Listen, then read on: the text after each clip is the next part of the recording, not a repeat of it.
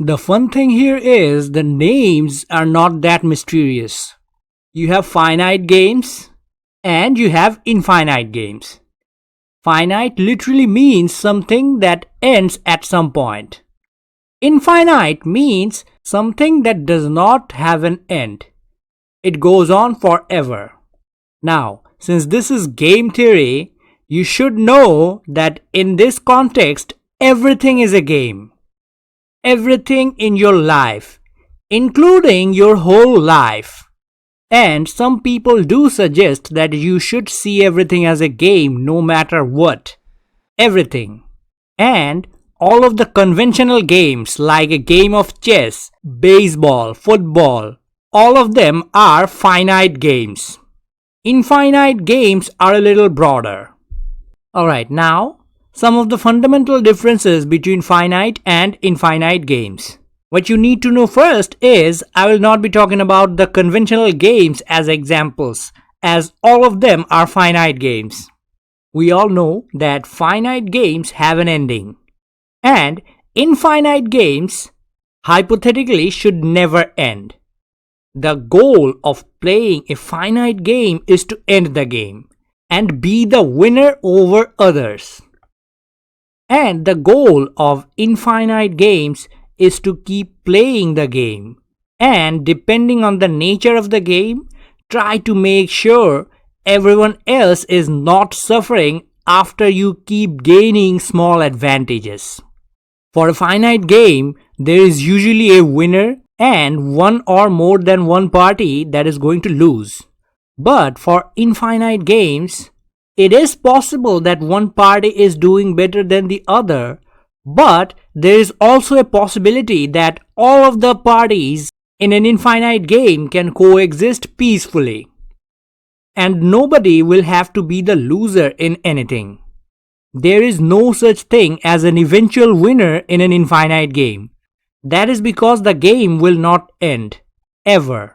It is possible for two parties to start one game where one party approaches the game as a finite game and the other starts playing it as an infinite game.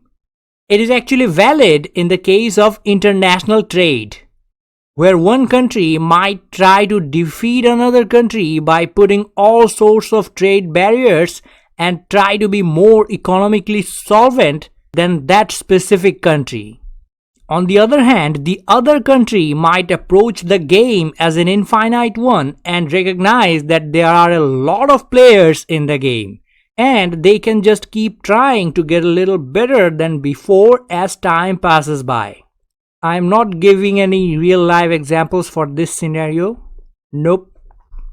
So you understand that in an infinite game, the number of players is also not specific. In finite games, there are a specific number of players that are participating in the game, not in the case of infinite games.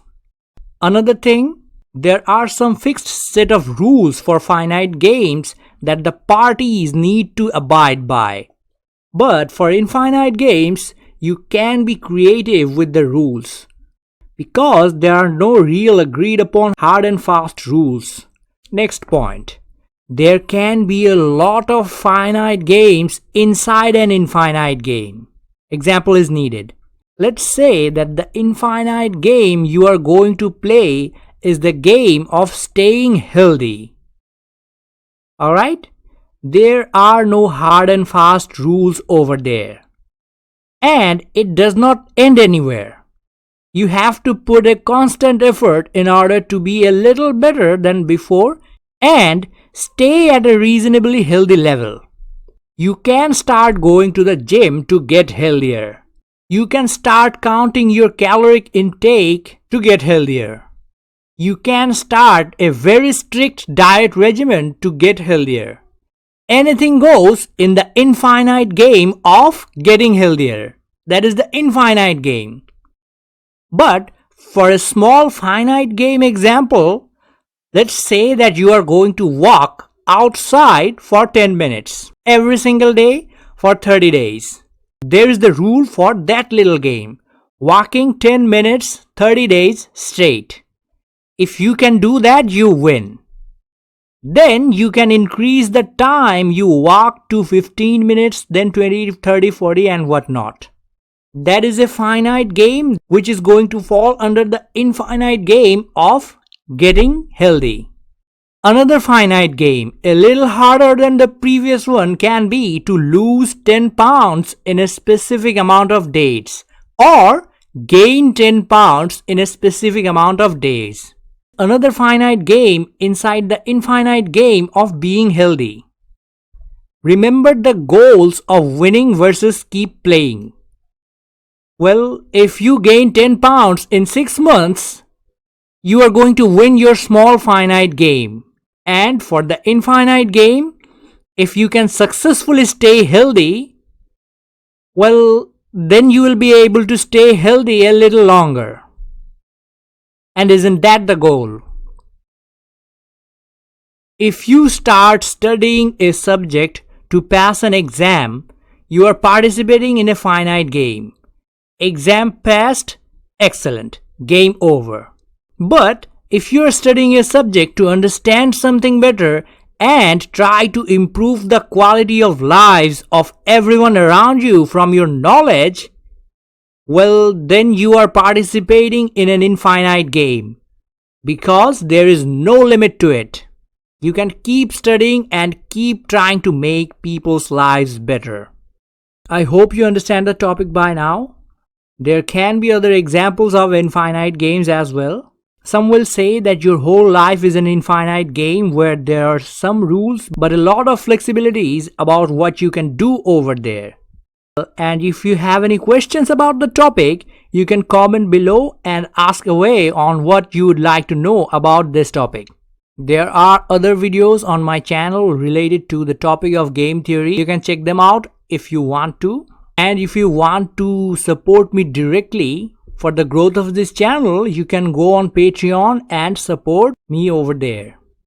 If not, like, subscribe, and just watching another video is also going to be helpful for supporting this channel. You can share this video with others that you might think find this video helpful. You can also subscribe to the channel so that when I upload future videos on this channel, you will be notified about it.